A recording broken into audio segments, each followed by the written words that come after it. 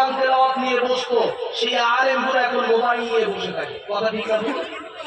কথা ঠিক না ভুল? এটা বাস্তবতা ঘটছে।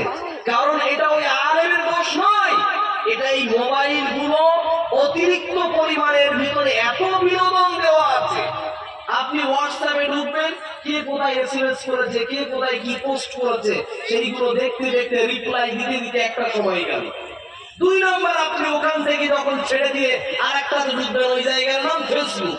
এই ফেসবুকে ঢুকলেন আবার কে কোথায় কি পোস্ট করেছে তাতে আপনি কমেন্ট করছেন, কিছু শেয়ার করছেন, কিছু নিজের ওয়ালে রাখছেন, কিছু সেভ করছেন।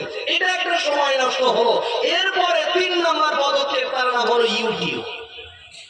ইউটিউবে ঢুকলাম, কিছু বক্তা আমার পছন্দনীয় বক্তা আছে, ওয়াইজ আছে, আজহারি হুজুর, এরপর সাইদি সাহেব, এরপর রাজ্জাক বিন ইউসুফ, এরপরে মোল্লাফরুল মুহসিন, আরো অনেক ব্যক্তি যারা আছে, মাওলানা মামুনুল হক, এরপরে একজন আছে আমির হামজা সাহেব, এরপরে আরো অনেক বক্তা আছে যাদের কোরআন তেলাওয়াত, কোরআনের তাফসীর শুনতে ভালোবাসি। এর কারণে যখন ইউটিউবে ঢুকলাম, ওটা শুনতে শুনতে আরেকটা